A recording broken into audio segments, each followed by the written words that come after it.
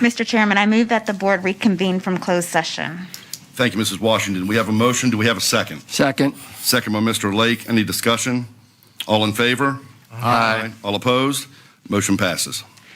I move to the best of each board member's knowledge, only public business matters lawfully exempted from open meeting requirements under the Virginia Freedom of Information Act were discussed in the closed session, and only such public business matters as were identified in the motion by which the closed session was convened were heard, discussed, or considered by the school board.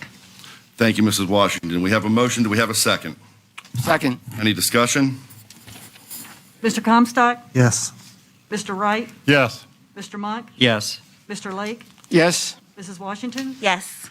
Mr. Hester? Yes. Mr. Foreman? Yes. Mr. Chairman, only one motion comes out of closed session, and I move to approve the personal actions as recommended by the superintendent. We have a motion by Mrs. Washington. Do we have a second? Second. Second by Mr. Hester. Any discussion? All in favor? Aye. All opposed? Motion passes. This time, if you'd please stand and join me for the Pledge of Allegiance.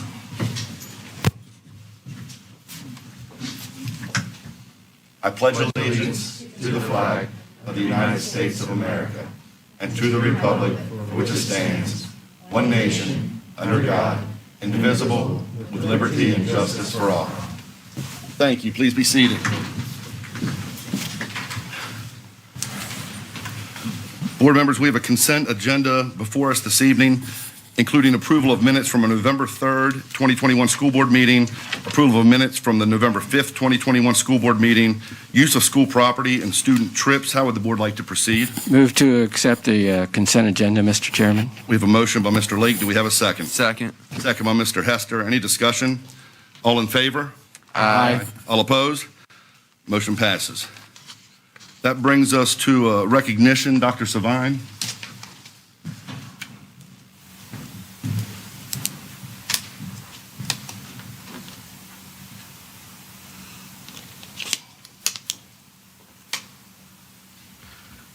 Thank you, Mr. Chairman, members of the board.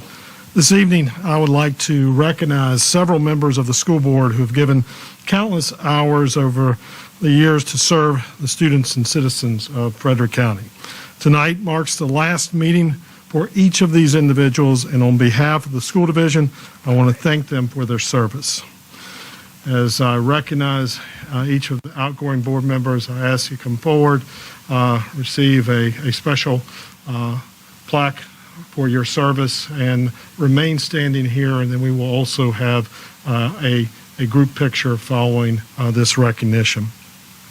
First, I would like to recognize Red Bud District Representative and Board Vice Chair Shantae Washington. Mrs. Washington has served as a member of the board since January the 1st, 2018. In addition to her service as a member of the board over the past 4 years, Mrs. Washington has continued to serve as a volunteer at the schools her children attend, and also continues to serve as a member of our Special Education Advisory Committee. Shantae is also the board's representative on the Mountain Vista Governor's School Governing Board, where she serves as the board chair. Mrs. Washington, we thank you for your 4 years of service as a member of the school board.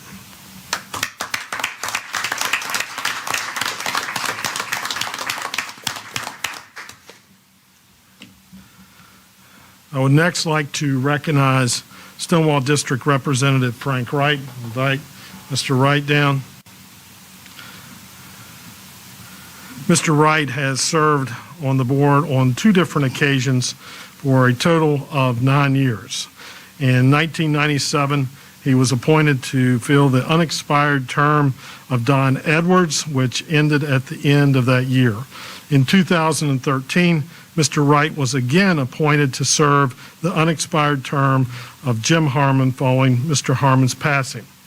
Mr. Wright was elected to a 4-year term on the board in 2013 and was reelected to a second 4-year term in 2016. Mr. Wright's service on the school board is part of a family legacy. His father Dr. Melton F. Wright enjoyed a distinguished career in education and served as Frederick County Superintendent of Schools from 1968 to 1982. Mr. Wright, thank you for your 9 years of service as a member of the school board.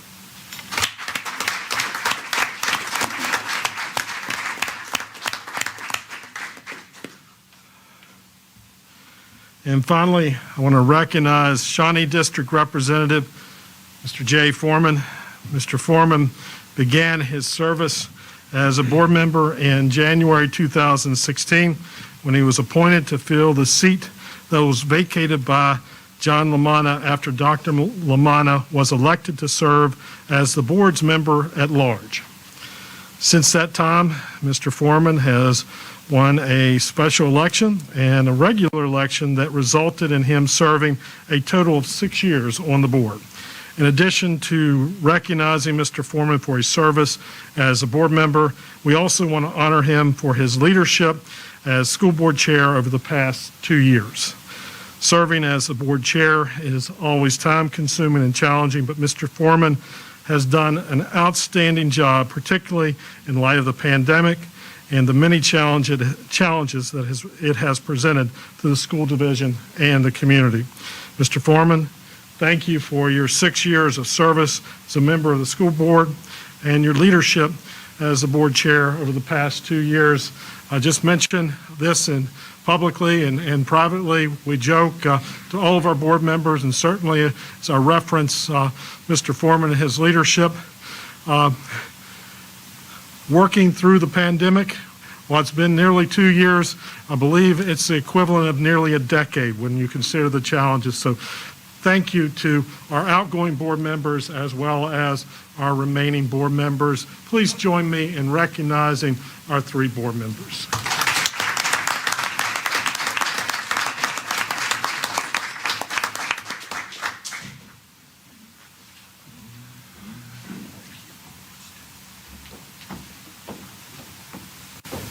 And Mr. Foreman, in addition to the board plaque, you also receive a special plaque from your to recognize you as your leadership as chair.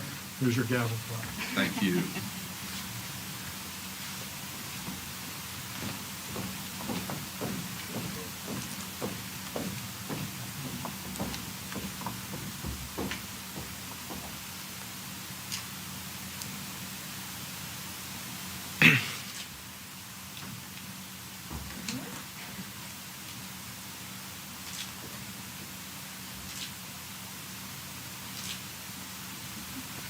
Did you capture all those smiles? Mr. Chairman, members of the board, that concludes our recognition segment of tonight's ceremony. Thank you, Doctor.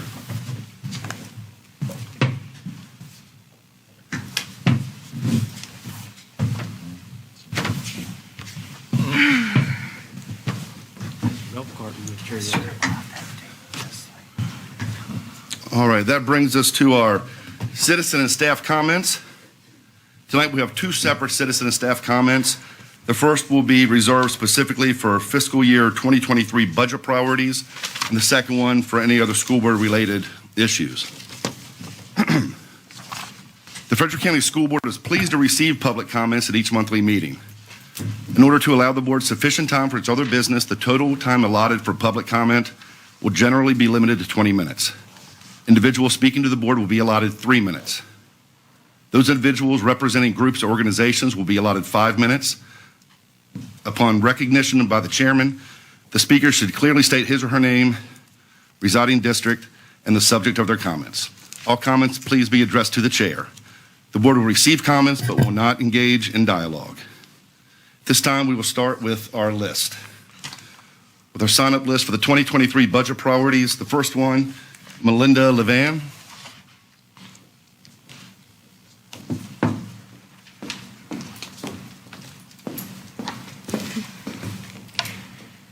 Good evening. My name is Melinda Levan, Stonewall District, and I'm here to discuss some of the budget topics that I would like for you to consider as you start this very long process.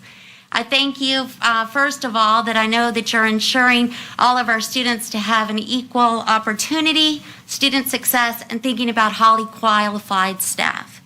So here we go for some requests. I have 2 children, 2 out of 3 of my children currently that are in Frederick County Public Schools. 1 regular education and 1 specialized education. Tonight I speak for my Anna, who is receiving special education services. I would like for you to consider some more positions for our school psychologist. Currently, we have 10, plus the 2 that COVID funds have allowed for us to have, but we're not sure if we'll continue to have those COVID funds. Those positions are for the whole county, elementary, middle school, high. That doesn't even accumulate to 1 per school, and that's a lot to put on 1 person. Another thing to consider is a new position designated for assisting teachers with specialized reading, perhaps a specialized reading instruction support specialist. They'd be responsible for working directly with teachers to create specially designed instruction that matches a student's IEP. They would also provide training and professional learning to teachers teaching reading to students with different abilities. I'd like for you to also consider another position designated for assisting teachers working with students in our specialized learning centers.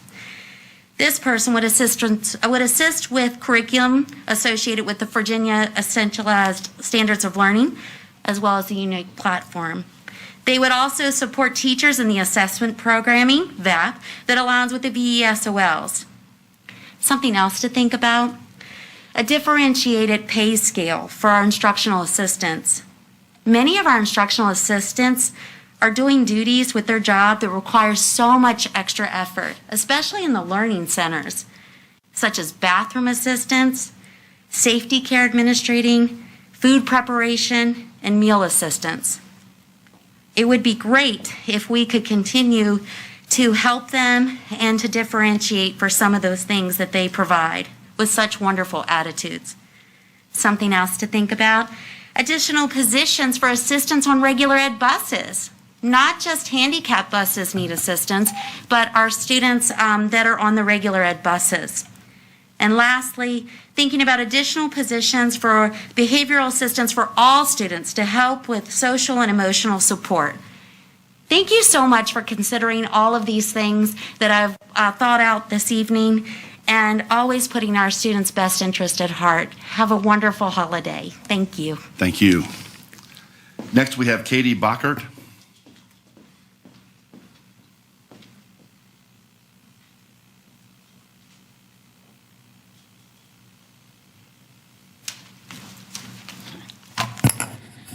Good evening, members of the school board and Dr. Soban.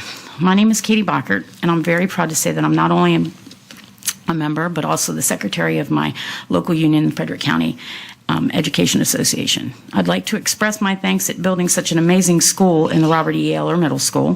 For most of us, it was a long wait to be a healthy building. So I thank you very, very much. But I want to be real for a moment. To say that Frederick County, Virginia is a pro-public education right now could start another war. It's sad to say that because I know this was not always the way that it used to be. We have all heard and seen, especially lately, certain members of Frederick County Board of Supervisors say and perform acts that are meant to discredit the public school system and those that have positive interest in our student and educators. Unfortunately, it is with these individuals that we will be dealing with our budget. I read an amazing article in the Virginia Journal of Education, December 2021 issue, by Courtney Cutright, an educator in Roanoke. With each paragraph of her writing, I had to wonder how she knew what was going on in Frederick County, considering the fact that she lives in Roanoke. She wrote of being more teacher tired in this first 9 weeks of school than before, as she was so perfectly describing it. It's like playing whack-a-mole. Every time I resolve one behavior, another one pops up and must be dealt with. She writes how middle schoolers are adolescents, and when you toss in a pandemic that has raged for 1.5 years, most middle schoolers tend to make poor choices. Unfortunately, this pandemic has modified the stressors that come with careers in public education, and with present state of morale and social attacks on public education and the misinformation by so-called experts that have been ranting at school boards across the state, it's just too much. Ms. Cutright also discusses how inflamed speakers want to talk about what is happening in our schools, but it makes her wonder what qualifies them to criticize the situation when not one of them has a day-to-day connection or direct involvement in our schools. So my objective in coming to speak to you this evening is to remind you that you are not only acting as responsible of your voters and their children, but also of the educators.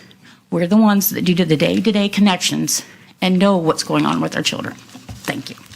Thank you. Next, we have Christine Jermeyer.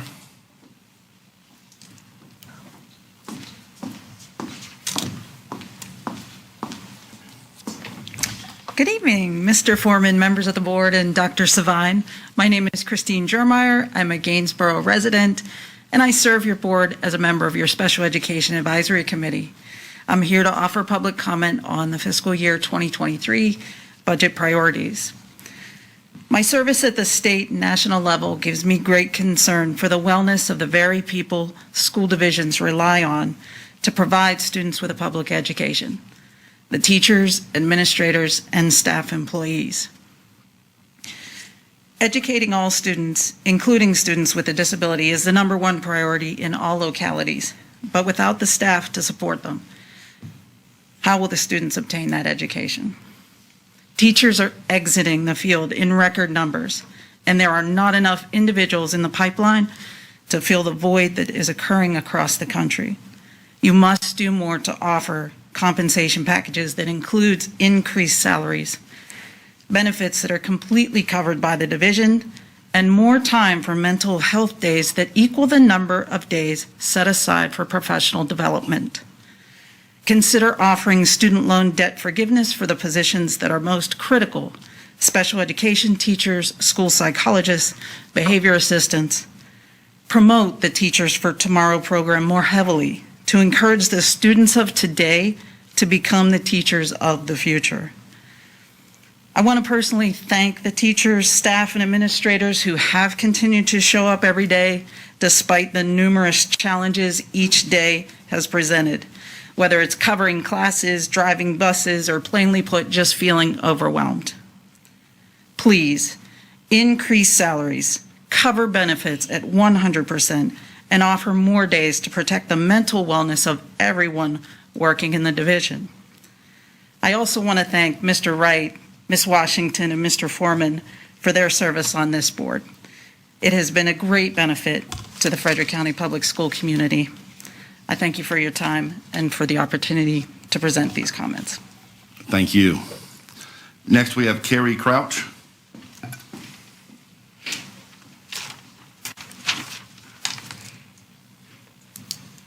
Hi, good evening. Thank you for having me, allowing me to be a part of this process.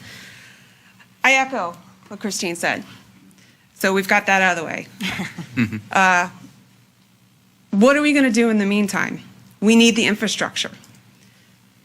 Those that are in place, they need resources to get them by until recruits and other troops are on their way.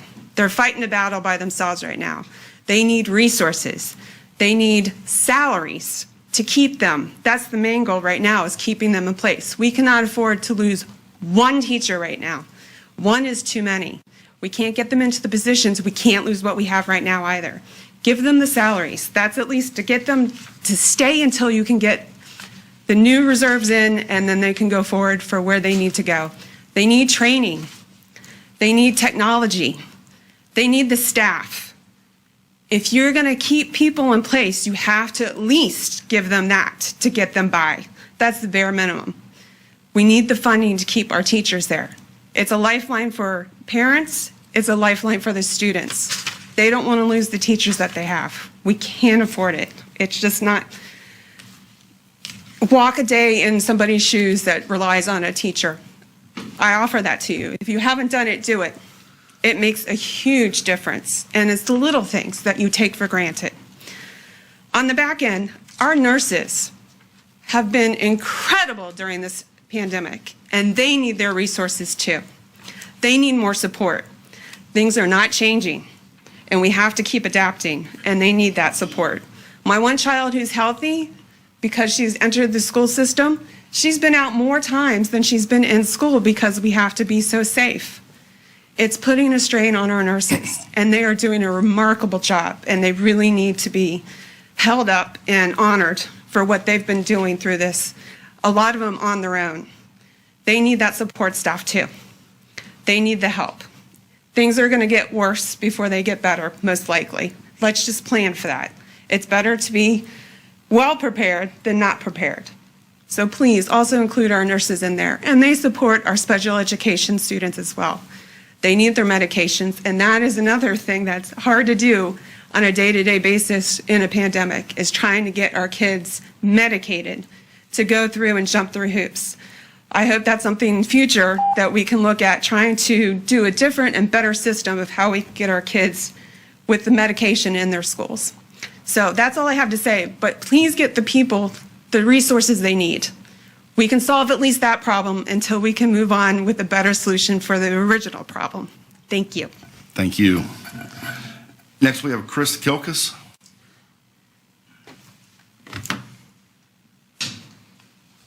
Hi, my name is Chris Kilkus. I live in the Opequon district, and I'm here today on behalf of the Torando High School Band Boosters. I had quite a lot of notes, things that I wanted to say tonight, but after hearing everybody speak, I think I'm going to have to take a different tack. I don't envy the people sitting in front of me, because there are a lot of people that need a lot out of a very small amount. And so thank you for doing your best to get all those needs filled. I'm here tonight to talk specifically about Torando High School's music program. This year we have about 125 kids being served by that program. Next year, with a small senior class graduating and a large freshman class coming in, I do not think it's unfair to say that we could hit 150, 160 kids. And all of those kids are being supervised and instructed by one person. It is impossible to give those kids the instructional support that they need with just one person doing it. Now, band parents, we jump in, we put in a couple of thousand hours of volunteer work every year. But it's not possible for us to be there during the school day. We don't have keys to the building to, help the kids get the equipment that they need. That all has to be done by the one county employee. So the ideal solution to this would be to move the Torando High School Band to an assistant band director program where there are 2 salaried directors. This would allow the school to offer more courses, to give more support to some of the elective classes that are overfilled right now. Maybe they could be routed to different classes. But understanding that there are staffing needs elsewhere in the county, if we had a teacher's aide, a band aide, that could jump in and help, maintain the $500,000 of depreciable equipment that the band owns, that could help supervise the kids going from the classroom up to the field, that could maybe not require the band director to be at school from 7 a.m. until 8 p.m. every day. Those are all things that are going to help you retain staff. They're going to help you give a better education to the students, and that would at least match up with what we already do for the choir programs. All of the high school choir programs have 2 staff members, and they are smaller than the band programs, and they are significantly less logistically complex. So if we could find a way to give that kind of support to those programs, I think that would be really helpful. Thank you very much. Thank you. Next, we have Shanika Williams.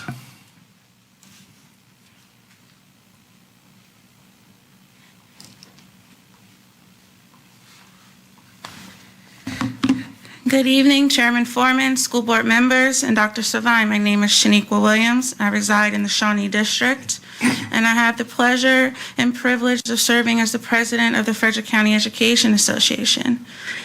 Tonight, I'm speaking to you about budget priorities. Yearly, this school board meeting is advertised as the meeting where the school board will hear from the constituents of the county about the budget priorities and things that they think are important. And I know that some of the board members are exiting from their time of service, and FCA would like to thank you for your diligence in hearing the concerns of your constituents throughout the many years. We hope that you will pass on necessary information to those starting their terms of service, and to the incoming school board members and those that are still will remain in their term of service. FCA wants to remind you that your vote, your input, and overall decisions on budget priorities and the budget this year are what your constituents are asking for, as it is less about what you think and more about what those in your district are seeking. So tonight, I speak to you on the behalf of the members of FCEA. 3 things are our main focus through communication with our members. First and foremost, having an employee base that's highly qualified, FCA is asking that you focus on professional development and keep it as a priority. The benefit for this is twofold. FCPS has a commitment to having outstanding professional development opportunities. And as you build up the employees around you, to include our education support professionals, you will be able to retain the staff across all employee groups. Specialty trainings should be available for paraprofessionals to help them meet the needs of the students with special services. And also training would allow them to grow in their skills and venture in becoming a licensed professional staff member if they so desire. Members have heard that some of these opportunities are happening, and FCA is urging the staff and the school board to continue these practices. As you seek ways to retain employees in regards to the budget priorities, the members of FCA ask you this: what would you need in order to stay at a job or a career? As you prioritize funding over the coming months, we know that having adequate resources is one way we can make a difference in the morale of a work site. Additionally, the phrase says, a student's learning environment is an educator's working environment. And this phrase may seem old and repetitive, but it remains true. The resources, services, and incentives that are built in directly benefit the employees of this county, and it affects the students overall. The more educators that stay with FCPS mean being able to keep class sizes small, offering more advanced classes, having shorter bus routes, all of this and much more when all departments are fully staffed. People stay where they feel valued for their work. The educators and members of FCA are no different. Last year, this board was able to align the priorities to make sure that salary enhancements remained a primary focus. As the Commonwealth in general is falling short of the national average across all pay groups, this has not changed as a focus of FCA. Right now, FCPS teacher salaries are number 2 of the 30-mile radius. However, our education support professionals still fall short, and those ESP positions that are vacant in our work sites are felt by the entire school community. Please keep salaries and benefits as a primary focus in your area in your future discussions in the coming months. This will show the educators of the county that you value the work that they do to support the students and their families. Last but not least, our youngest learners, the students who will one day work in our hospitals, serve as a firefighter, or even educate the future students of this county. They are counting on you to imagine their future. They are asking you to give them an opportunity to thrive. The Virginia Department of Education describes preschool as being the first opportunity for observation of school readiness activities and skills. It further states that school readiness activities and a high-quality preschool focus on physical, motor, and social and emotional developments. These are the exciting opportunities that are happening in our 4 current pre-K classrooms, and the staff of these young learners need your support to have the resources to provide school readiness activities. FCA urges you to prioritize our preschool program as an investment in our future K-12 learners and the future of this county. A copy of my speech will be sent to you for reference in coming months. Thank you. Thank you, Ms. Williams. That was all we had signed up to speak or comment on the FY23 budget priorities. Is there anyone else that would like to speak on that topic this evening? All right, then we will move on to the rest of our citizen comments. On the sign-up sheet, we have Christy Scarborough.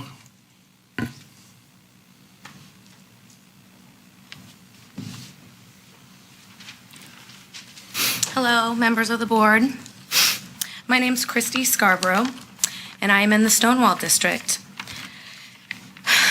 For starters, I am ashamed of most of you. Back in October, I sent all of you an email Only one responded. Brandon Monk, thank you. You were the only school board member that responded to my emails. In that email, I explained how Apple Pie Ridge Elementary School was discriminating and segregating special needs children like my son, who cannot wear face coverings. I also informed you in the email that that same school refused to implement my child's IEP. That was unless I could get my special needs son to wear a face covering and send him to school, which he cannot. My son has disabilities. One of those disabilities is sensory issues. In a doctor's note, which was provided to the school principal, it exempts my son from the use of face coverings. That doctor's note that I provided to the Apple Pie Ridge Elementary School principal, Megan Dodd, was denied. A doctor's note for a child. Denied by someone who isn't even a medical professional. Megan Dodd is discriminating against my son. What are any of you going to do about it? Or should I just assume nothing like you've been doing already? As of now, because of my efforts in fighting, Apple Pie Ridge Elementary School has finally agreed to implement my son's IEP. But I will say that it still isn't enough. My son, due to his disabilities, needs in-person learning and in-person instruction. He has a right to a fair and equal education. But Frederick County Public Schools won't let him. Why is that? Could it be you just simply fear a virus? May I remind you that it was you who opened the school to in-person learning because you knew just how important in-person learning is for these children. Yet, apparently, my kid doesn't matter. Or maybe it's retaliation since I sued you guys in federal court. Who knows? Stop the segregation, stop the discrimination. Let my kid into school and recognize his exemption. If by chance you don't, you just refuse, please know that my son is very excited for January to come, when Youngkin cleans up Northam's unconstitutional and discriminatory mask mandate. Thank you. That's all we had on the sign-up list. Is there anyone else that would like to speak this evening? All right. Moving on, we have approved our minutes already. That brings us to our reports. The first one is from the Superintendent of Schools, Dr. Savine. Yes, sir, Mr. Chairman, members of the board. Last Tuesday, we shared with all parents that pending availability, our school division will be able to provide students who have a documented chronic medical condition with a limited virtual learning option through Virtual Virginia for the second semester of the current school year. Additional information, including the process that must be followed to enroll in this option, is available for parents on our website. I just want to add that the deadline to apply for this option is this coming Friday, December the 10th. The deadline is 11:59 specifically p.m. that Friday. Also like to share that FCPS collaborated with the Lower Fairfax Health District and Valley Health to offer a COVID-19 vaccination clinic on November the 22nd at the old Robert E. Ayler Middle School for FCPS students ages 5 through 11. All the appointment times offered were filled, and 235 students received their initial dose of vaccine at the event, and scheduled appointments for their second dose that will be made available to them at the former Ayler Middle School next week. Thanks to the coordinator of health services, Pam Unhock, and the other members of her team who worked with the health district and Valley Health on this project. Also like to report that the second session of the FCPS 101 Community Engagement Program was held on November the 15th at the new Robert E. Ayler Middle School. The session focused on instruction, and participants learned more about the division's strategic plan, Inspire 2025, A Promise for Progress. and visited several learning stations where they received information from students and staff about a variety of instructional initiatives. The next session for FCPS 101 will be held next week at Torando High School, and the focus will be on student support services.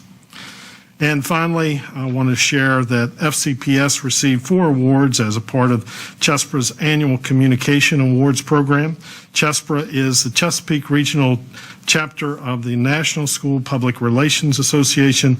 The projects earning awards included the FCPS website, the FCPS Fast Facts document, the FY22 School Board approved budget document, as well as the video we pushed out to parents and staff regarding the reopening of schools for the 2020-21 school year.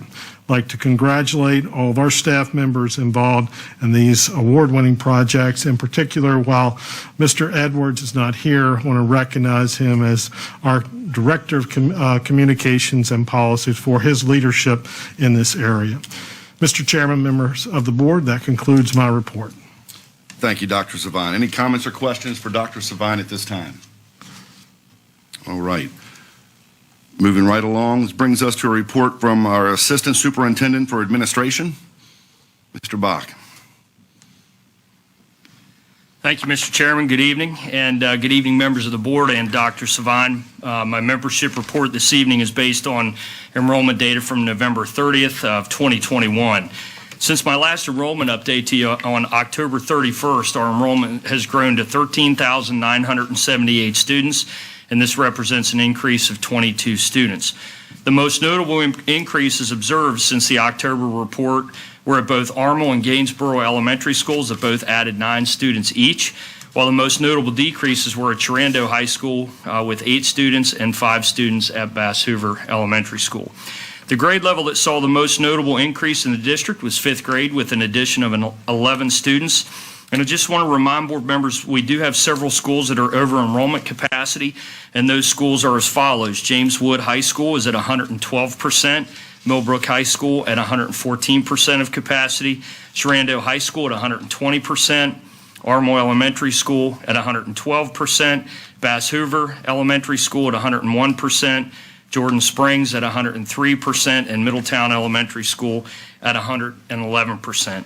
Just to add some additional perspective to these over enrollment percentages, I used a class size of 25 as a benchmark to demonstrate how many classrooms of students these over enrollment percentages represent. And at James Wood High School, that would roughly be 6.4 classes over capacity, and that represents about 160 students.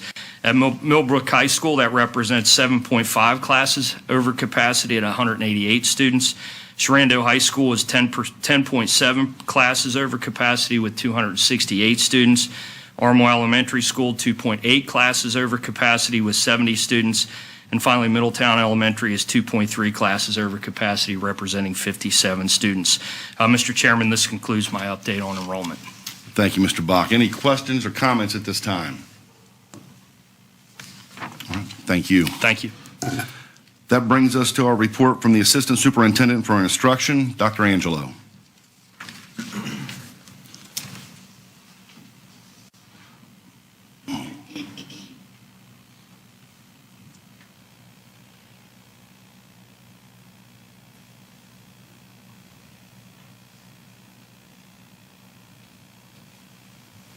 Just trying to build up some excitement. Thank you, Mr. Chair, members of the board, Dr. Savine. I'm pleased to stand before you tonight and once again give you an update on the implementation of Inspire 2025. You may recall in the November board training session, I shared with you an update on Inspire 2025.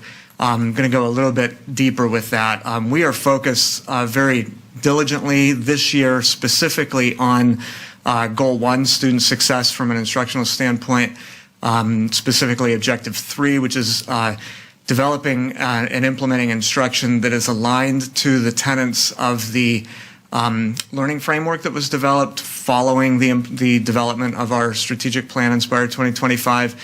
And some of the core tenets of the learning framework really include student voice and choice and genuine, authentic learning experiences that are relevant and meaningful to students. I mentioned in the November board training and shared images, some of which are actually on the screen on this homepage, of the professional learning that our teachers engaged in as well as our principals. This evening, I'm pleased, before we have our presentation from actual live folks here that are teachers and students that are here, I'm going to share with you a video that actually is the voices of teachers. What we did is we offered teachers the opportunity to speak with us during those professional learning sessions. We had 4 separate sessions. They were all basically the same session, 4 different opportunities for teachers to participate. And we offered the opportunity for teachers to come and speak with us. Mrs. Catherine Neal, who is our supervisor of professional learning, interviewed those teachers who voluntarily came behind the screen there and chatted with her. So you'll hear her voice in the conversation.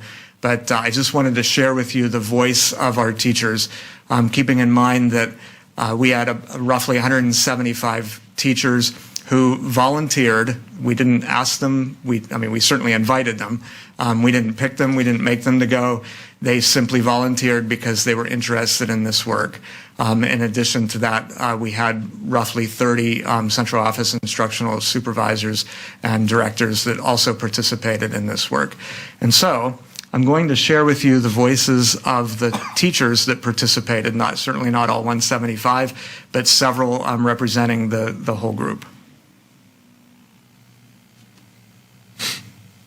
We have an opportunity to bring as many as 300 teachers together to allow their voices to be heard in this process. On November 1st and 2nd, Battelle for Kids facilitated 4 professional learning sessions for teachers. The learning outcomes for each session were to explore the ideas in the FCPS mission, build a shared understanding of the FCPS learning framework, and brainstorm ideas on an authentic learning experience. Teachers wrestled with the concept of authentic learning and how deeper learning experiences contain elements of authenticity.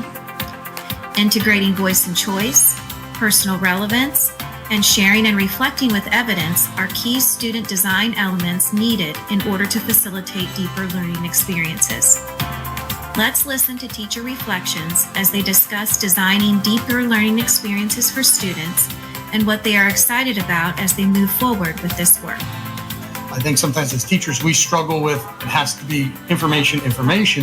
When you allow them to come up with a project or an idea, many times the collaboration, the creativity, the thinking outside of the box just grows and grows and grows. And then their colleagues, their peers will also be energized. So every day that they come to school, when they're more in charge of their learning, they come to school with an energy rather than, oh, we're in school again. And that fact, you could see it, the excitement in their eyes. It's a great thing to see. But trying to get away from just thinking about a cool project, because we really do need to think about what is the goal, what's the outcome that we want, what do we want students to learn and experience, and then, what pieces of that are going to be student-led. I think to piggyback off of that is making it purposeful, making sure that the teachers represent the students are aware of what the purpose is of it, and that ownership and that voice and that choice will make it more of an authentic learning experience for them and resonate and stick with them. I was impressed by how willing the school board office is actually willing to jump in and support us with this. It's always been nervous for us with the administration, not following everything by the standards, and we're still covering them in a different way. Yeah, I think having that leeway and having that opportunity to try and fail and then go back and go through another iteration of it is really important, especially for, new and veteran teachers alike. I hope to create more autonomy within the content time, because I see students, when they're given something that they're interested in, they will just run with it, and it's amazing to see what they create. And so I'm weaving that into English time, and I know the teachers on my team are also doing the same thing, and it's just amazing to see, we don't have to read the same short story or the same novel. You guys can read what you want to read, and you can still get, and they'll probably get more out of it than I choose something for them. like having a voice in what our district is going toward, like that was, I felt really honored to do that, and not because I feel like I'm important, but because like the kids at our school deserve to like have a voice too, and we get to see our kids all the time. So that's why I signed up to come, and I'm just excited. Like if we're gonna do what we say we're going to do, then like I'm pumped and I'm all in, and I will help in any way that I can. And I think if we all have that attitude, like if we're going to do this, then like let's do it. Let's do it. Yes. That's I awesome. want to do that. Yeah. That sounds Yeah. great. Oh, and I can hear it in your voice. That's awesome. Yeah.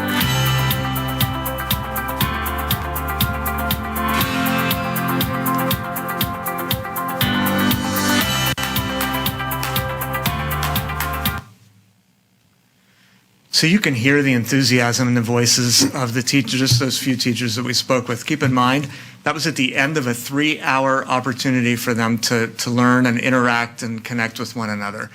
They don't seem tired. They don't seem demoralized. They don't seem exhausted. They don't seem as if they feel like they've been doing something wrong and now they need to do something different. They're energized. They're excited about the opportunity before them. We know that giving students voices in their learning and those opportunities really starts with giving teachers a voice in their work and, frankly, in their learning as well. About a year ago, there were a few of us that gathered together to engage in professional learning somewhat independently out of interest on the topic of giving students voice in their learning and giving them the opportunity to drive their learning more than they do. We had a few principals from Frederick County, a couple of teachers, a couple of central office people, but we were also joined by professionals from districts in Ohio, districts in Vermont, districts in Wisconsin. We were interacting with professionals across the country, even outside of the realm of public education. And one of the principals that was part of that work, again, voluntarily, just through conversation, was Mr. Gross at Jameswood High School. And through those discussions, Mr. Gross said, and it was just about this time last year, I remember it very, very vividly, Mr. Gross said to me, okay, we've been talking in theory. It's time to start planning this. I want this to happen at Jameswood High School. And he gathered a group of teachers together and others at Jameswood High School, and they developed a classroom that's called RISE, and you'll hear from teachers and students about the RISE class here in a second. And it really, the focus of that classroom learning experience is really about giving students voice and autonomy in their learning. And so I would like to introduce Ms. Deborah Grumbacher, who's a teacher in the RISE class, teacher at Jameswood High School, social studies teacher, who will start off the presentation and the conversation about the experiences, but you will also hear from other teachers as well as students from Jameswood High School. So Ms. Grumbacher. Hi, I'm Deborah Grumbacher, and I am the history teacher for the RISE program at Jameswood High School. And the teachers, as well as the students, first of all, want to thank Dr. Angelo and Principal Mr. Gross for giving us the opportunity to try to do something a little bit different, not only for our students, but for the teachers as well. I also want to thank you as school board members for allowing us to try something a little bit different. The RISE program is a pilot program at Jameswood High School. And the program itself, this is an acronym we kind of came up with, stands for Research, Independent Study, and Exploration. Within this program, students are given the opportunity to have autonomy and ownership over their own learning by engaging in an increased amount of research, collaborative work, and unique assessments that give them the opportunity to show their depth of learning without taking traditional tests. The RISE program runs daily from 11 to 2:30 and covers both academics and standards in the areas of math, led by Shannon DeHaven, science, led by Laura Perry, English, led by Alyssa McKee, and history, which is my focus area. It promotes a cross-curricular learning for both students and teachers. You will have the opportunity to hear from our students in this program, but I would like to specifically mention what this program has done for me as a teacher. One of the aspects that I have enjoyed the most is being able to interact with teachers in other disciplines. At the high school level, there is a lot of separation into specific content areas, which does not always facilitate aspects of incorporating a cross-curricular approach that transpires over to the students. I myself have grown in my own learning as a result of this approach.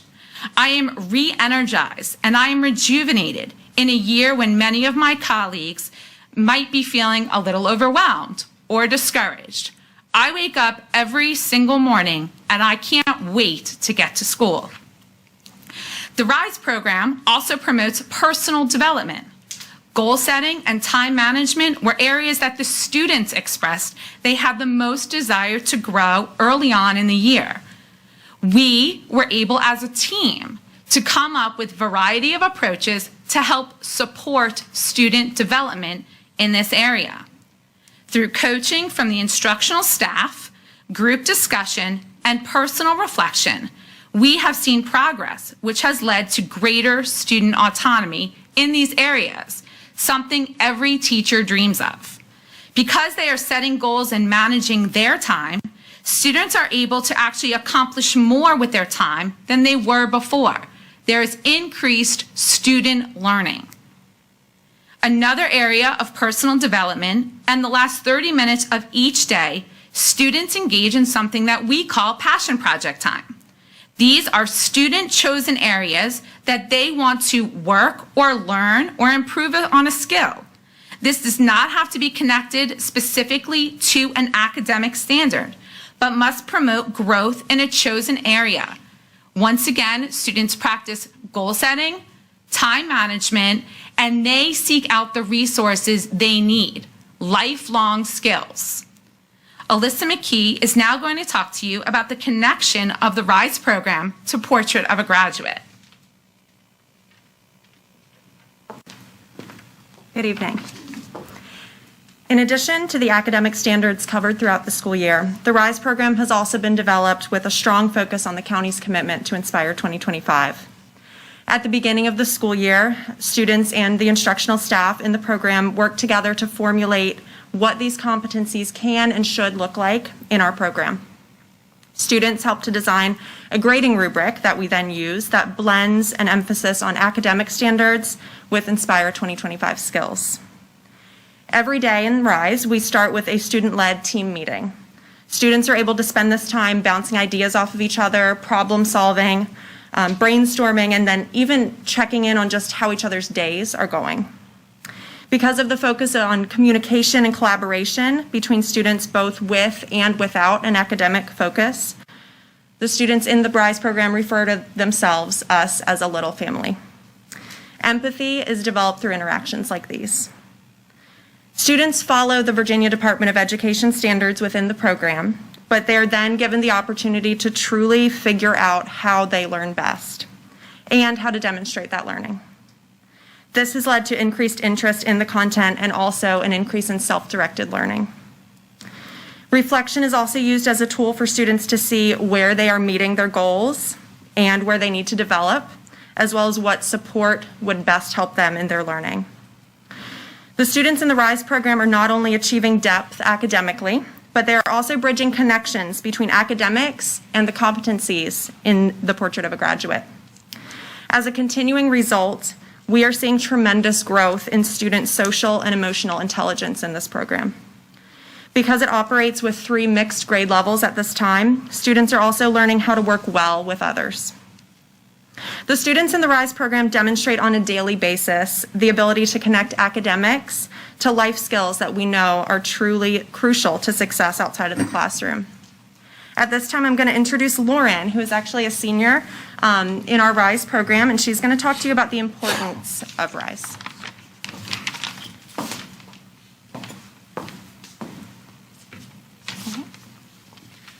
I wanted to talk to you tonight about why the RISE program is important to both me and Frederick County. We have a fluid working environment where we have the opportunity to work cross-curricularly with teachers in different content areas as mentors. Through research and independent study, I am able to seek out meaningful information to allow me to have a personalized learning experience. Each student in the RISE program has unique interests, passions, and viewpoints, which allows for a collaborative learning environment where we teach each other, we learn from each other, and we challenge each other every day. I will now introduce Sabella, another senior from the RISE program, who will show you some visual examples of RISE.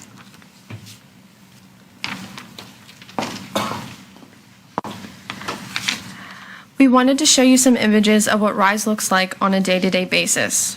The first image here is an example of a project that I did on how squirrels and other small animals survive falling at terminal velocity. This project incorporates both calculus and physics, as well as my love of art and animals. Because I was able to combine several subject areas with topics that I'm truly interested in, not only did I learn a lot from this project, but I also enjoyed the process of creating it. The next passion projects are an important aspect of the RISE program as they allow for creative freedom in any aspect that the individual chooses. In this image, one of our friends is learning to play the guitar. She devotes time daily to developing this skill. Some other examples of passion projects include the creation of an original graphic novel, learning American Sign Language, and the creation of a documentary. The third image is another example of one of my content projects connecting ancient governments to modern government through the format of an evidence board. Every pin on the board had to be researched heavily in order to lead to the final conclusion. I was able to draw upon previous knowledge from history classes such as World History II and U.S. History in order to understand the foundation of American government.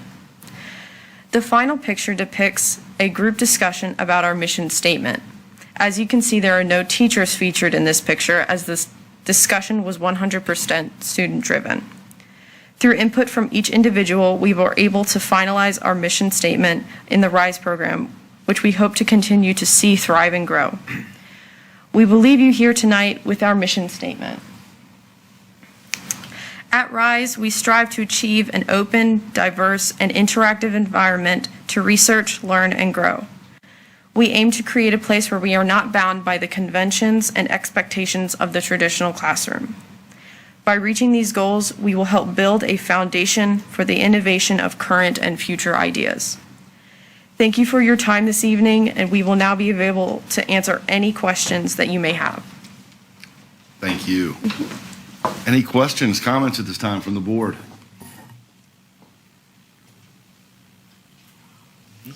Mr. Pastor. Go ahead. Sure. Thanks, Mr. Chairman. Appreciate it. First of all, thank you so much for the informative presentation. Just a quick, maybe some background on how students were selected for the pilot and how that went about. So what we did is we actually kind of just sent out something to the whole school saying, are you interested? And then we ended up, having a group of students that applied, and we kind of went through and decided, looked at their academics. We kind of didn't really look as much at academics. We really wanted to know, are they like self-learners? Are they motivated? Do they want to actually learn something new? Are they learners? So that's kind of what we were looking at. But we did do an application process for the program. Oh, I'm sorry. Mr. Hester, do you have? First of all, how do squirrels, I am not going to be able to go home tonight if you can't give me like a 2-second abbreviated version of your paper, because I need to know how squirrels fall from like 20 stories and still survive or whatever. Well, their body mass ratio to their surface area, they have a much lower mass than to their surface area, so that increases their drag, specifically their parasitic drag. As if I knew that. I'm just saying. And speak in little terms for me. I mean, if you come, I can show you my whole board. We will definitely do that. It has to do with increasing the drag and their large surface area. You'll just have to take it down a couple levels. I was very impressed with that. Very good job. We were too. Mr. Chairman, if I may, did you say how many students are in each of these classrooms?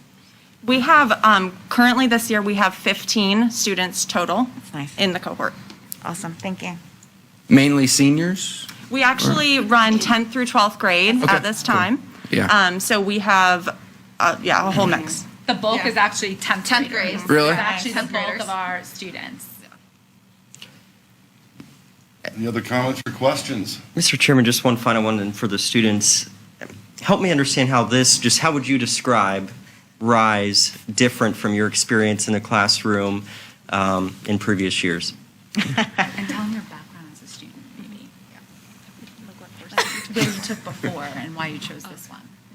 So I think personally the main difference that I really like more about RISE is that we're not just like listening to people talk the whole class and then doing an assignment, and it's more like focused on what we like want to get out of the standards versus what we're told that we just like have to do within the standards. So like I took 3 AP classes last year, and I did well in them, but it was repetitive. It was the same thing every day. And I wanted to do this program because it was more open to like implementing things that I like to do outside of school, like art. Like Isabella and I do a lot of art outside of school, and we can really like integrate it with this program. Awesome. Thanks so much.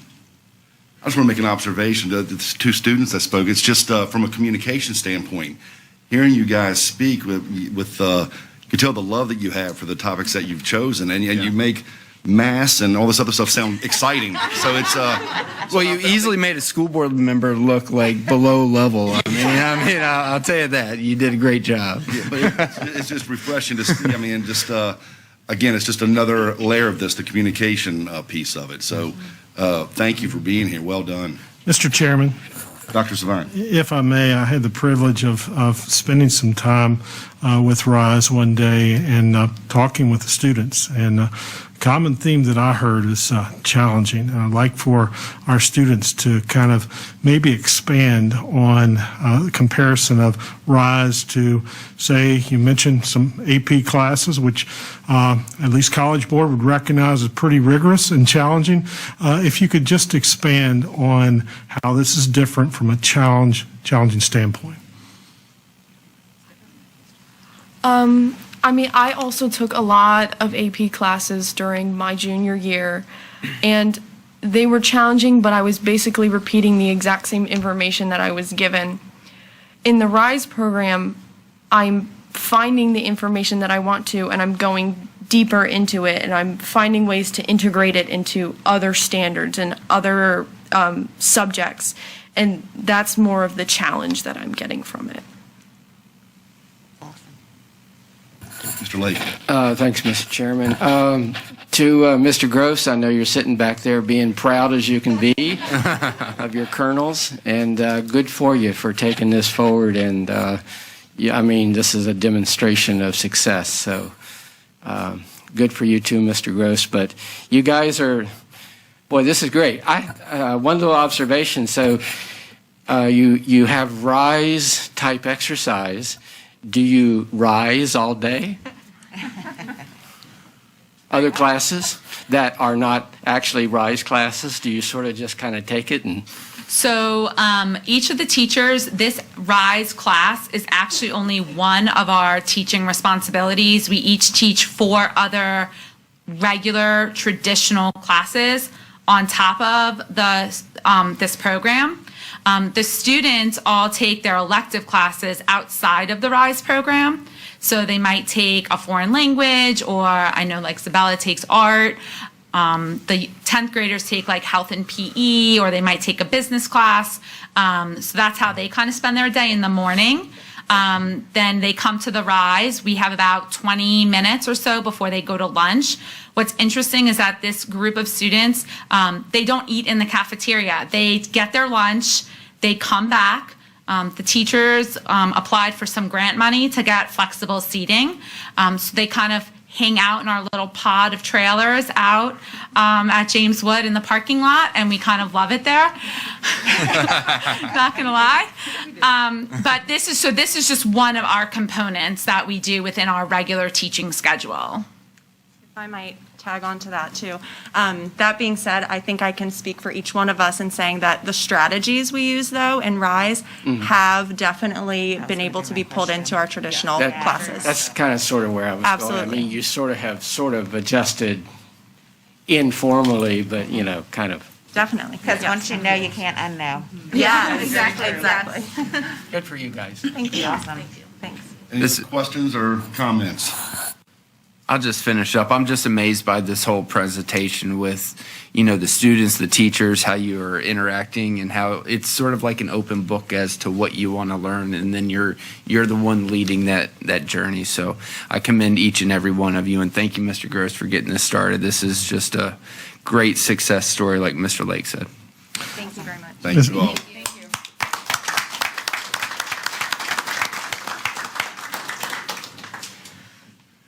Just a very quick final comment I would make is that this is one example of some things that are happening in our school division that are a result of Inspire 2025. We all are well aware of Frederick County Middle School and the next Project Next there as well, and other opportunities. Bird Middle School and Greenwood Mill Elementary School are both involved in the Innovation Grant.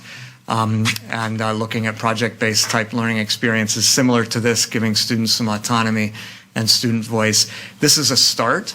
It is not an end. And so this is exemplary. It doesn't mean everything has to look like RISE. Not everything has to look like Next. But these are the types of learning experiences based on the needs of the students and the school community that they serve, that school serves. That we will be expanding and continuing to grow, and it's happening. So I thank you for your time. The final thing I would say is this has been a long day for our students and teachers. I would invite them to just go ahead and slip out of the meeting. You're welcome to stay. I'm sure the rest of it's going to be absolutely compelling, but if you would like to go home and get some rest, I hate to tell you, but the weather isn't looking favorable for you to have a day to sleep in tomorrow, so you might want to just go ahead and get a nap. So, Mr. Chairman, I thank you for your time, and I conclude my report. All right, thank you, Dr. Angelo. All right, that brings us to unfinished business. We have 3 items under unfinished business. They all stem from our fall training that we had at the beginning of November. The first one is our 2022-23 strategic plan and FY 2023 budget priorities that we had discussed. How would the board like to proceed with this? Looking for discussion or a motion to approve?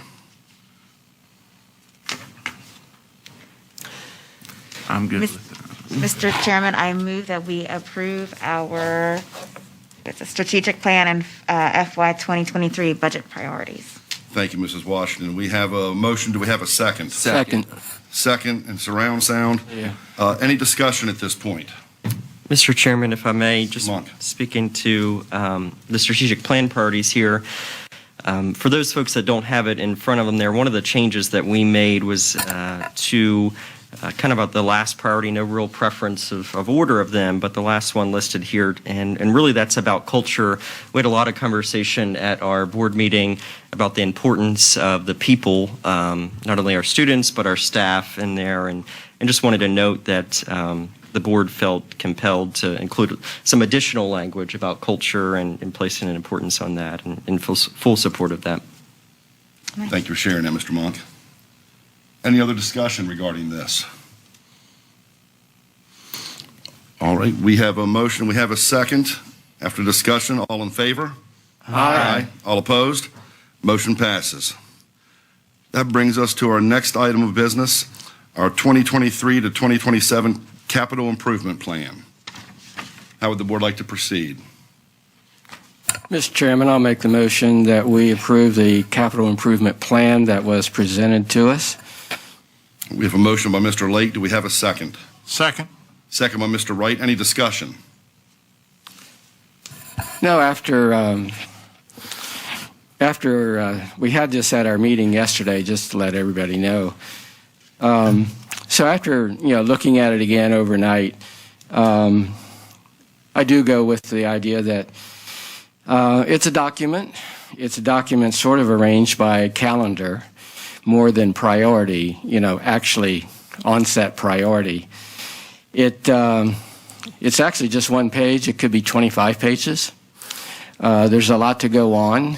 As was mentioned at our meeting, it's a incredibly complicated. Each one of the projects are just complicated by other things that go on. Transportation is affected by a bunch of them.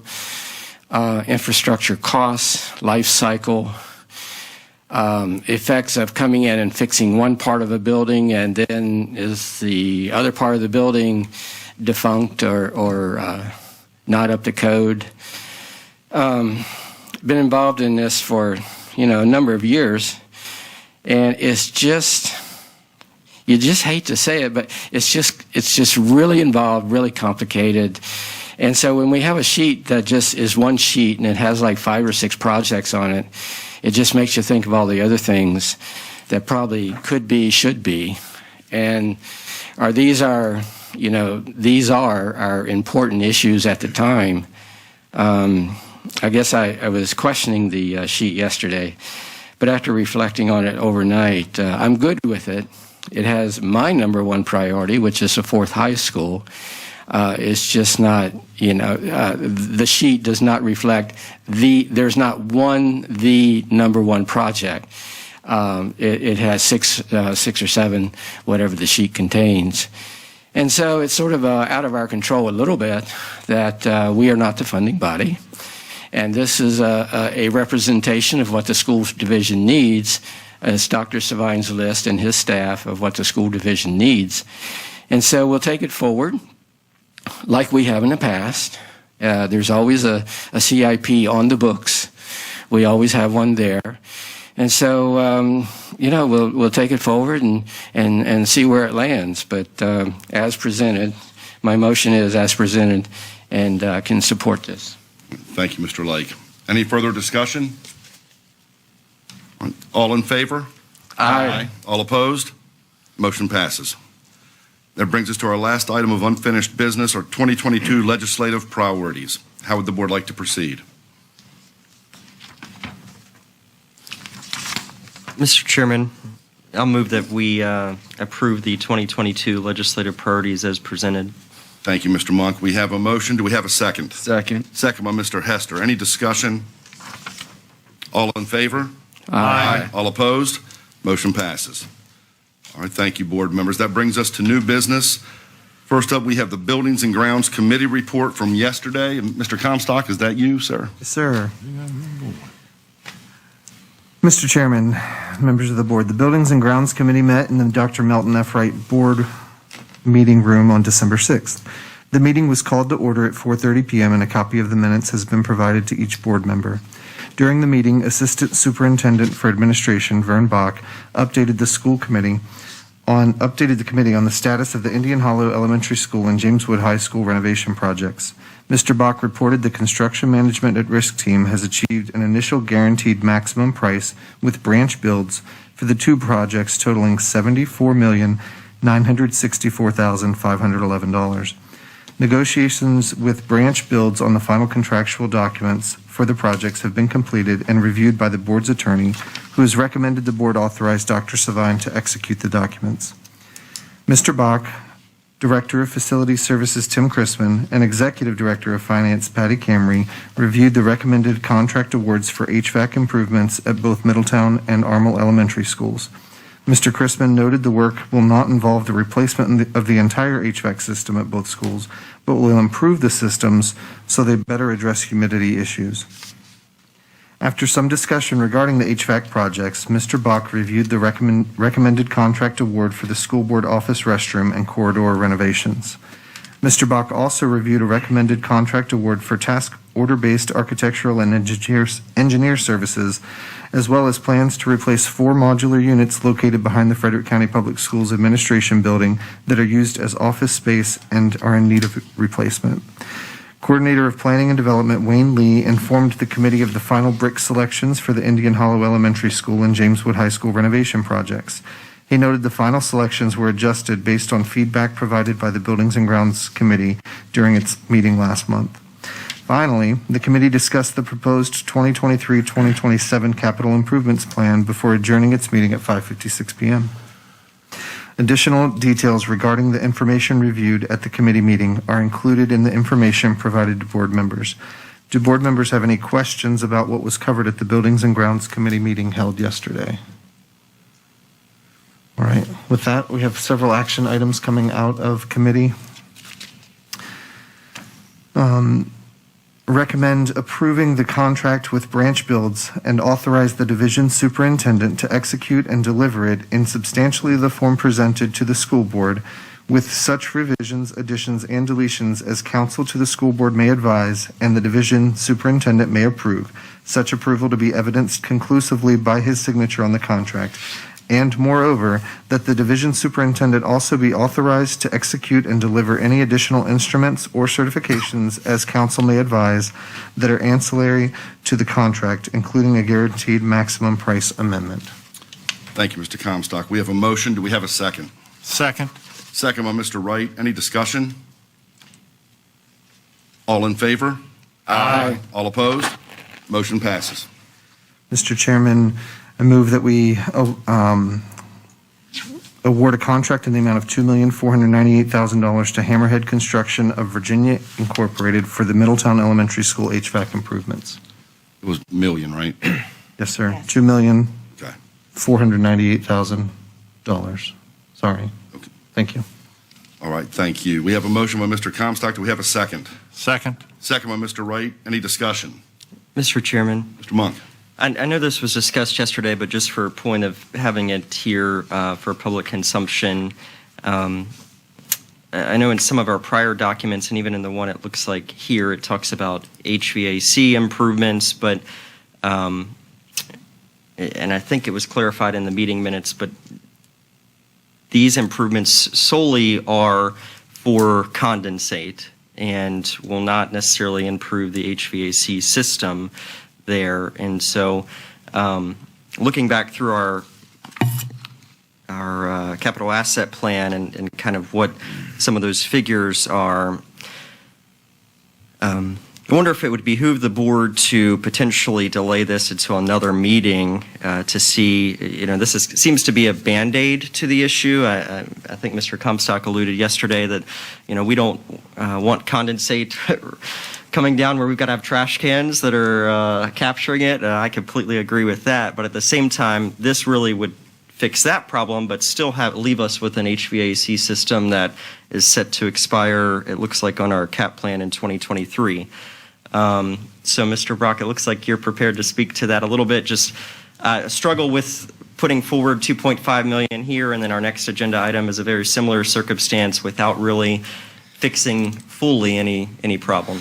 Yes, sir, I definitely understand, and your point is noted. This is to address dehumidification, which is separate from HVAC.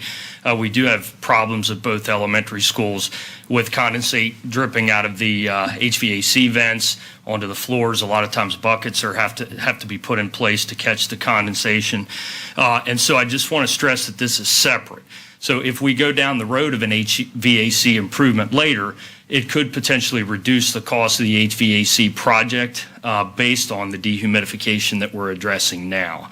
And so I do want to clarify the two projects are going to total about $4.5 million.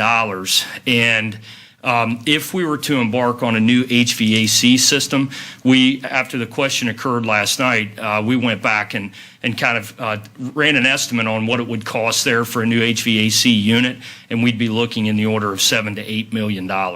So the ESSER II dollars that we have available would not fund the full replacement of an HVAC unit, and these are two items that really need to be addressed now, which are separate from addressing HVAC. Mr. Chairman, if I may, with a follow-up. So if we were to move forward, address these issues now, there would be no negative consequences in replacing down the road an HVAC No, sir. system, additional costs, anything. It would be, okay. No, sir. In fact, it could reduce the cost of an HVAC replacement down the line. Thanks. Your question, Mr. Monk? It does, thank you. And just to emphasize the point, these are ESSER funds. That's correct. ESSER 2 funds, and they are federal funds. Okay. Mr. Monk, any other discussion at this point? What would be I know this is a hard question, so I hesitate to ask this, but a time, I know Armel specifically is a lot of folks have interest in that. What is a potential timeline? I'm going to have to lean back and look at Mr. Chrisman. I believe the challenge with this is lead time with a lot of our components and materials as well as labor. Mr. Chrisman, timeline, I think we were talking it was going to take a couple years to. Yes, sir. Right now we're seeing lead times on HVAC equipment somewhere in the order of 20 to 28 months. Wow. So it's going to take a half a year to get the parts, and these projects have to be completed by September 30th of 2023. Thank you, sir. You said 20 to 28 months. Did you mean weeks? No. Thank you. Yeah, weeks. Weeks. Thank you. Yes, sir. Okay, good, yes. All right. Any further discussion? All right. That being said, we have a motion. We have a second. All in favor? Aye. All opposed? Motion passes. Mr. Chairman, the Buildings and Ground Committee recommends awarding a contract in the amount of $2,300,000 to Paramount Mechanical Corporation for the Armel Elementary School HVAC improvements. Thank you, Mr. Comstock. We have a motion. Do we have a second? Second. Second by Mr. Wright. Any discussion? All in favor? Aye. All opposed? Motion passes. Mr. Chairman, the Buildings and Ground Committee recommends awarding a contract in the amount of $582,857 to Paddocks LLC for the school board office restroom and corridor renovations. We have a motion. Do we have a second? Second. Second by Mr. Wright. Any discussion? Mr. Chairman, just quickly, I'll hesitate to bring more time here, but I know yesterday evening we talked about this particular issue. One of the recommendations that was brought forward to us pertaining to the old Ayler Middle School, or the options, was to have the school board office be transferred there. I know that wasn't the preferred recommendation.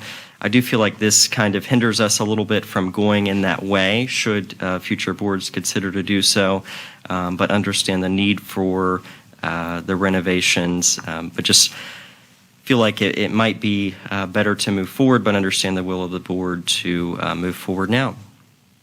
Thank you, Mr. Monk. Any other discussion? All in favor? Aye. All opposed? Motion passes. Mr. Chairman, the Buildings and Ground Committee recommends awarding a contract for task order-based architectural and engineering services to Rrmpc with no single project exceeding $245,000. We have a motion by Mr. Comstock. Do we have a second? Second. Second by Mr. Wright. Any discussion? All in favor? Aye. All opposed? Motion passes. And finally, Mr. Chairman, I recommend approval of the minutes from the Buildings and Grounds Committee meeting held on December 6th, 2020. Motion by Mr. Comstock. Do we have a second? Second. Second on this side of the table. All right. Any discussion? All in favor? Aye. All opposed? Motion passes. Thank you, Mr. Comstock. Good job. Next, that brings us to policy 437P, students, administration of medications to students. This was basically a code change that was brought before us. How would the board like to proceed? Mr. Chairman, I move that we approve policy 437P, students, administration of medications to students. We have a motion by Mr. Lake. Do we have a second? Second. Second by Mr. Hester. Any discussion? All in favor? Aye. All opposed? Motion passes. That brings us to our 2021-22 school calendar. Dr. Savine? Yes, sir, Mr. Chairman, members of the board. You have before you a memorandum regarding a recommendation for your consideration regarding calendar adjustment. You recognize, we all recognize that this has been a very challenging, daunting, and arduous experience for our teachers. As you can see in that opening paragraph, on the average, we've had about nearly 100 unfilled vacancies on a weekly basis. And what that equates to is our teachers and staff are being asked to cover. In many cases, they're covering and giving up their planning period. You may recall earlier this year, our human resources team brought before this board a request to compensate our teachers for those times where they were giving up their planning to provide support and coverage. Our cabinet team and executive staff have been for some time, most of this semester, looking at ways in which we can meaningfully support and recognize the effort that's going on in our schools each and every day. While some divisions in the Commonwealth chose to extend Thanksgiving break and some time periods in the first semester, as we looked at this very complex case, we felt like the month of November and December, there were already built in natural breaks. And we chose to look long-term, second semester. I think most educators would agree those winter months, the second semester, it's a long time period, in many cases without breaks. So what you have before you is a recommendation to build in some half days that will provide meaningful breaks to provide teachers with opportunities to plan during the instructional day. At the same time, recognize the importance of consistency with instructional, maintaining instruction on a regular basis. And what I'd like to do at this point is I would like to invite Dr. Angelo and Mr. Bach forward, and they will jointly kind of expand on what I've provided a basis for, and then we'll open it up for board consideration for possibly taking action tonight. Thank you, Dr. Savine. As Dr. Savine mentioned, surely we recognize the challenges that our teachers are facing, losing planning time, covering classes. It seems every time I'm in a school, I'll pose the question, so how many do you have out today that don't have subs covered? It ranges sometimes, in the neighborhood of 2, 3, 4, sometimes up to 12, 13, 14 classrooms without a substitute. And of course, the students are still there, and so we certainly have to have an adult in the room. We do have instructional team members that are out in schools covering those classes as well. But by and large, that's a drop in the bucket, honestly, as to what the needs are when you look at the size of our instructional staff compared to what the needs are day to day. And so our teachers are covering for these classes. And so we really wanted to take a look at trying to find a balance between meeting the needs of our teachers in terms of providing some time for them to have some planning time because they've missed planning time by covering classes, but also having some continuity of learning throughout the semester. And as Mr. Bach and I analyzed the calendar, we looked at January. We already have a flex day in January as well as a holiday. There's a professional learning day early in February and a holiday in February. We are recommending February 2nd be an early release day for students on our normal early release schedule, which would be noon for high schools, 12:15 for middle schools, and I believe 1 o'clock for elementary schools. And teachers would remain there through the day to be able to plan either individually or as a team.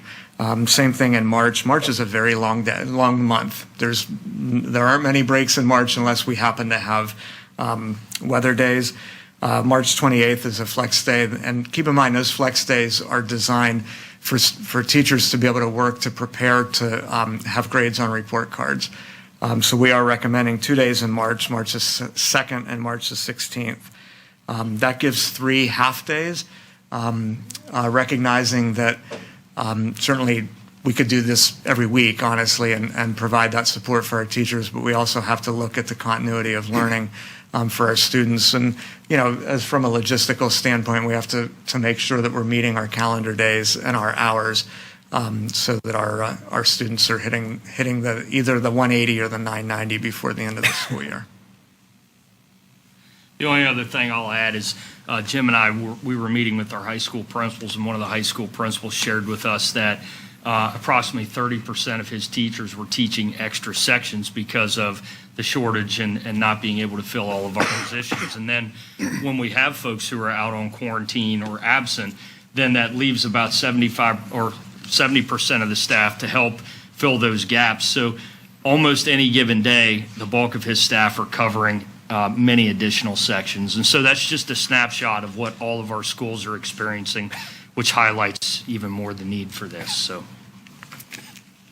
Thank you. I appreciate you guys looking at this and bringing this to us. At this point, I'll open it up to the board for discussion. How would the board like to proceed?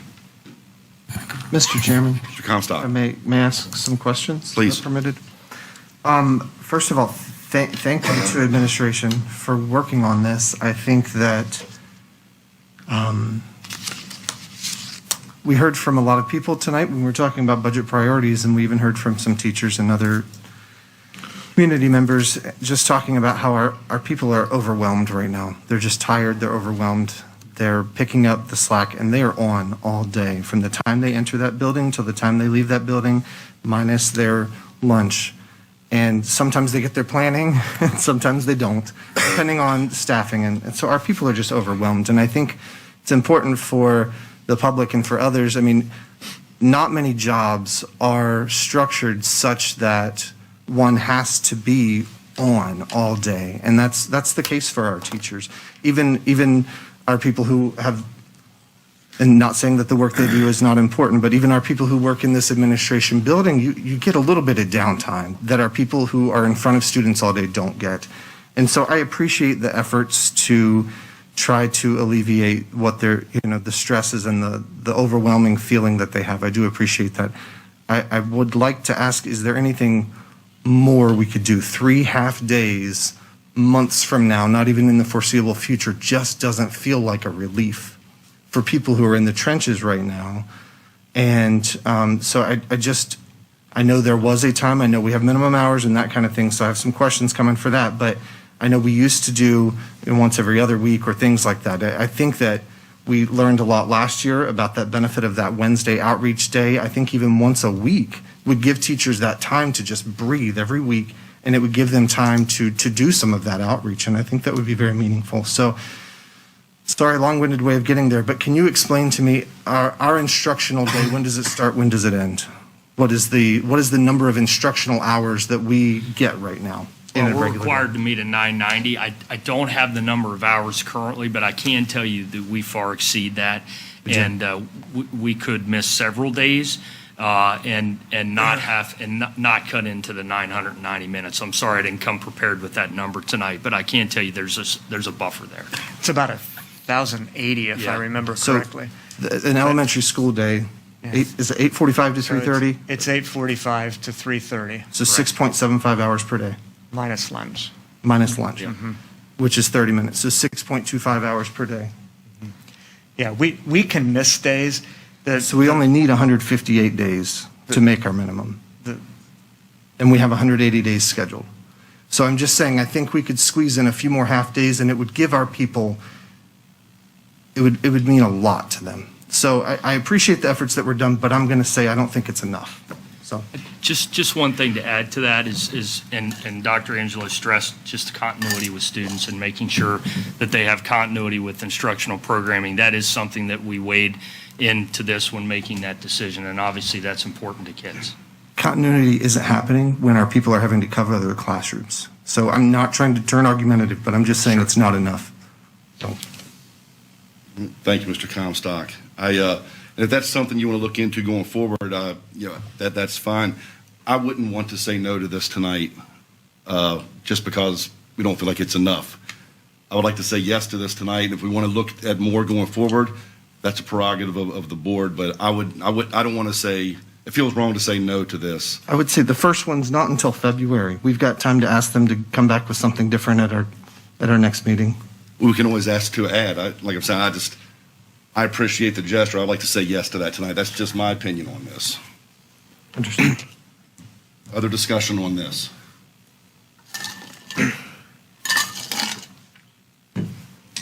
Mr. Chairman, I understand what you're saying about wanting to say yes to it tonight. My concern is that it does kind of box us into those 3 days, just because if we commit to those 3 days, I know I wouldn't want to be one of the school board members who takes that away, but it does, it may take away potential other opportunities if we weren't go to the half-day route. I guess I say that to say I can understand Mr. Comstock's point that we do have a good bit of time to make the decision, and would encourage the board, if they're willing, to wait until our next meeting to decide. I just have a quick question, Mr. Comstock, directly. Are you saying to put something inside of January? Because we are in December now. So I want to just make sure I'm understanding what you're suggesting. If you're talking about doing something prior, obviously I'm hearing that you're saying doing something prior to the February 2nd. But I just want to make sure that I'm understanding. For the spring semester, I think it would be feasible to do every week or every other week for our teachers and for our students, and for that outreach time that was so meaningful. That's my suggestion. I understand what Mr. Foreman said, and I appreciate that, and you're right. I mean, this can be supplemented with something different. So I'm in favor of voting for this, but also asking administration to come back with more. I think we need more. Mr. Chairman. Dr. Savine.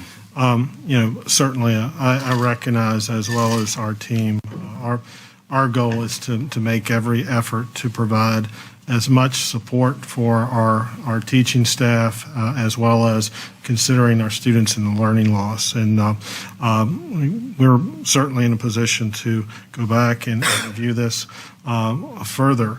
However, I do just want to add, for the board's benefit, there are a couple things. Our instructional day is not quite as long as some of our surrounding divisions, so that impacts the overall hours. Also, last year, we did benefit from the Wednesday program because of the waiver that was issued at the state level. We do not have that waiver, so we have to either make the days or the hours.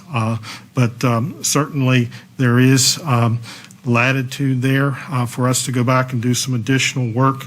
As Dr. Angelo and Mr. Bach alluded to, just for consideration, typically January is that heavy weather year or month, and I cannot predict the weather, but typically we have several days that we do miss in January and February. That was one of the factors that we considered as we were planning this, and we just sent out communications this week that we have 5 built-in days, and those are snow days where students and teachers will be off, unlike at least a couple of situations from last year. So I just offer that for consideration. But Mr. Chair, members of the board, we will be glad to go back and do some additional tweaking to this schedule. Our focus and our effort is to make sure our teachers and our staff know we recognize the work that they're doing.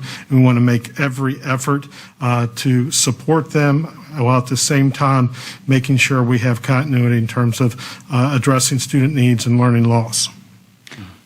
Mrs. Washington. Mr. Chairman, I would say I will support this as a starting point and a jump-off point. But as I said many times last year, if it's a way for that Wednesday, just from talking to several of the teachers and staff members who really did benefit from that Wednesday, if there's any way that something similar to that can be replicated, if there's a way to look into that, I would highly recommend looking into that as well. I'm sure you guys have done your due diligence, but it never hurts to look over at something one more time, just because our teachers, they need it.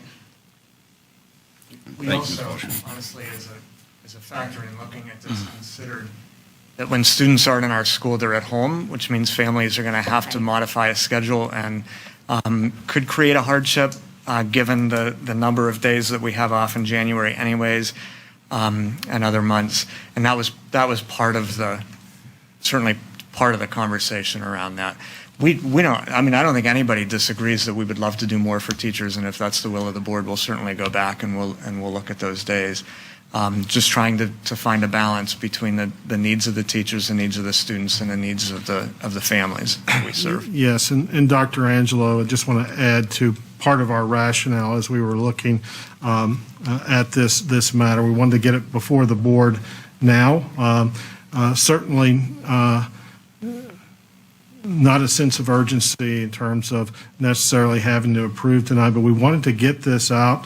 So number one, there's an awareness of this is on our radar screen. We're focused on providing additional support. At the same time, as Dr. Angelo referenced, there is an impact, whether it's a half day or full day, on parents, and we wanted to make sure we provided appropriate notice to those parents so they could take appropriate plans on those days. So that was part of our discussion and consideration.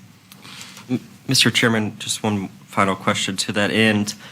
Why Wednesday as opposed to potentially a Friday, thinking about mitigating some impact on parents? To be honest with you, teachers liked the Wednesday last year because it broke up the week, and so that was the driving, because it could be any day. That was really the driving decision maker. We heard so frequently from teachers saying, I love having that midweek break because it just breaks up the week a little bit. It could be any day. I think you would have the same issue any day of the week, depending on where everybody works. If they, have a shift job that is, they can't take off on a Friday versus a Wednesday, I think it would be any direction inside of there. That's just me. Any other discussion, comments on this? Questions regarding this? I appreciate you all recognizing that it is a need and working on it. And so I'm sorry that I got a little heated there, but I just think we could do more. So I would ask, I know I'm not the whole board, but I would say I would like to see it looked at, because in my rough math calculations, I think we've got extra days. So I don't know if you want a thumbs up, thumbs down from the board so that you can get the will of the board, but No. I would be pushing to have it looked at again. Yep. Instead of moving forward with this. Okay. So that we've got that on the books. Then you can then we continue looking. Then you can go ahead and make that motion if you like, Mr. Comstock. Mr. Chairman, I move that we adopt the amended 2021-2022 school calendar with the caveat that we are asking school administration to take a closer look at it and see if we can supplement that with some additional time. Thank you, Mr. Comstock. Thank you, We have sir. a motion. Do we have a second? Second. Second by Mrs. Washington. Any further discussion? All in favor? Aye. All opposed? Motion passes. Thank you, gentlemen. Thank you. All right. That brings us to our final agenda item, which is board member comments. Does anybody have any? Mrs. Washington. Sure. I'm going to be really quick, just since we had the recognition this evening. I'll read it fast. It's not 5 words, Mr. Wright, but I'll try to get it out there. Wrote it down so I wouldn't get emotional with it. But 4 years ago, I would have never imagined that I'd be in this place. When community members approached me about running for the school board, I initially said no, and then I prayed about it, and the Lord convicted me, reminding me that He had prepared me for this position. I'm so grateful for His grace and mercy, and for never leaving me during these years. I am also grateful for the understanding and the patience of my family, who couldn't be here this evening because they are at my son's last holiday concert as a K-12 student. I've often had to miss or arrive late to events like tonight's concerts due to my dedication and diligence to our schools. So I'm really grateful for my family for understanding that. It has been my pleasure to serve our community as a member of the school board. The work of the school board member is often thankless, and there is no way to keep everyone happy, especially when you throw in a pandemic. But I've made it a point to listen to all persons regardless of their district and to pray about every decision that we may have had to make. It has not been easy over the years, but I do believe that it has been beneficial to our students, teachers, and parents in our county. I will truly miss these guys on the board, as we have been able to form a really great working relationship, and I appreciate each one of you and prior boards as well. And now I can't see anymore because now I'm crying like I said I wasn't going to. make it bigger. I have appreciated how Dr. Savine and his staff have never hesitated to answer any of my questions or to get back to me promptly, or to say that they needed to do more research. I will miss my time here on this side of the diocese, but I will be at that podium from time to time to remind the remaining and new board members of how important it is to remember the needs of our students and our staff. Teachers' pay is still going to be a high priority on my list, school safety, as well as making sure that we have an equitable education for all of our students, whether they have special needs, they're gifted, planning on college or workforce, musically inclined athletes, or even if they just show up to school just because they have to. They all deserve to have a wonderful education experience. It is a right to be provided a quality education, and it is our job as a community to make sure that that happens. I'd like to thank all of you for allowing me to be your voice over these past 4 years, and it's been an honor. Thank you, Mrs. Washington.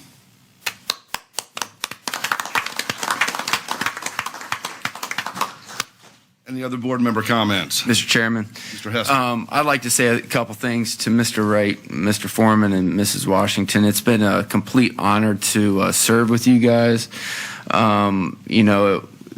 If it wasn't for the lemon squares, Mrs. Washington, I'm not sure how I get through some of these meetings. And I'm talking about the Costco lemon squares for those of you out there, but we eat quite a few of those. If it wasn't for your humor, Mr. Foreman, for those of you that are in the, I am so going to tell this, but he is wearing socks with his face on it tonight, and it's little things like that that keep the humor going. So it's great. And Mr. Wright, your knowledge and expertise in some of these things and ability to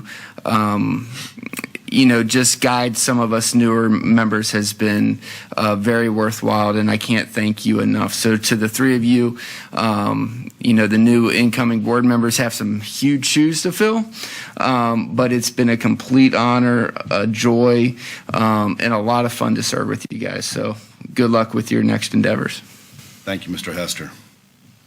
Anyone else? Well, I'll go. Thank you, Mr. Chairman. Brain drain comes to mind in situations like this. That's what we used to call it in the government. 8 years, 6 years, 5 years. It takes a while to learn the job and then to learn the division. The division is very big. It's 2,300 staff employees. It's 14,000 students. It's 21 schools. It's complicated. It's over a $200 million budget. It just takes a lot to learn it. And you have to, the meetings and the committee meetings and getting involved and serving on this and then serving on that. And it just takes a while to learn. And then when you get to where you have learned, then you make that real contribution. And certainly the three of you have. I didn't know anybody in this room before I came on the school board. In 2012, I certainly met some good friends, the three of you. Mrs. Washington, the last 2 years, you've served as our mom, if you will. The school board needs a mom. When I came on the board in 2012, we had 2 ladies on the board. And we had that until 2 years ago, actually, 2 ladies, different ones, but 2. And then Mrs. Washington kind of took the mantle and she carried it forward, because you always need a mom perspective, the advocacy, the fight for something, know it's right. If she goes home and she sees it with her own children, and so she certainly brought that to the table. And so Mrs. Washington certainly appreciate that. I met Frank Wright's father when I was a junior in high school, and he was a superintendent. And so about all I knew about Mr. Wright was that he went to that city school. And so he and I have had our banter back and forth over the last 8 years about the city school. But he's a good buddy, and we have had some good times on the golf course and, after meetings and traveling together and Frank, it's we're going to miss you, buddy, but we're not too far away, and maybe a place or two is just down the road, so we'll have to meet. And then Mr. Foreman. So in November, November of 2019, we were in Williamsburg, and so we were having Mr. Foreman and I were having this discussion. It was a discussion, wasn't it? It was a discussion about the chair position for starting in 2020. And so he and I, we had our discussion. And so we kind of decided that Mr. Foreman was going to go forward and pursue the chair position. I know you don't remember this, but I'm telling you the truth. The last thing I said to you was, be careful what you ask for. 11 weeks. So we voted him in as chair in January. 11 weeks later, the world just exploded and turned upside down. And then it just, from whatever you thought the job was going to be, it wasn't. Because there has been nothing normal in the last 21 months for being a school board. And so, but Mr. Foreman has the right demeanor, the right kind of skill set for it, for what he does in his personal life, in his career. He has that unique way of handling the situations, and believe me, we have had some situations. And so I couldn't have asked for a better chair during that time. And your relationship with Dr. Savine and his staff has certainly paid dividends to us and made us a better board. So for the three of you, the brain drain, we will miss you, but we will take on 3 new board members, and we will take it forward, and we'll try to make you proud. Thank you. Thank you, Mr. Lake. Any other comments? Mr. Chairman. Mr. Comstock.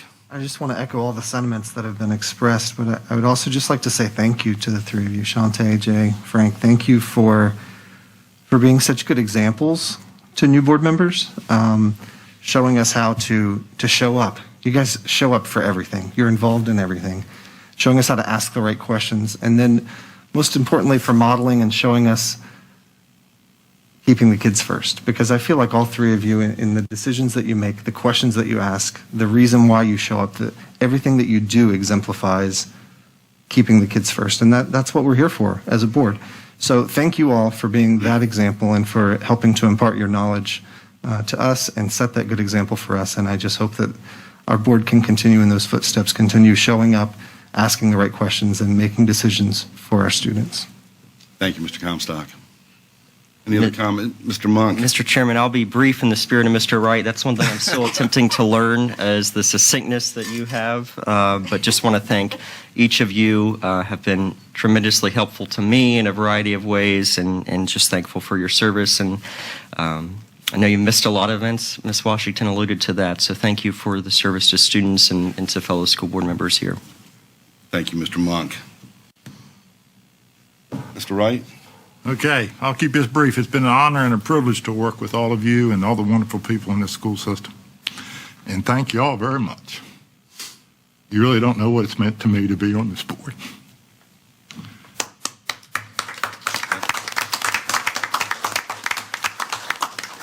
Thank you, Mr. Wright. I'll try to be just as brief. I just simply wanted to say thank you to Frederick County for allowing me to serve for the last 6 years. Thank you to school board administration for your leadership. And thank you to our teachers and faculty and staff. You guys are the best in the world. You've gone above and beyond, and in the theme of Mr. Comstock saying, you've always kept the students first. And we appreciate that. And for the last 6 years, every night my prayer has been that God blesses the Frederick County school system, and that will continue to be my prayer every night. So thank you very much. With that being said, Mr. Wright, I'll turn it back over to you. Okay, for the final time, I wish we adjourned. Do we have a second? Second. Any discussion? All right, meeting adjourned. Thank you, folks.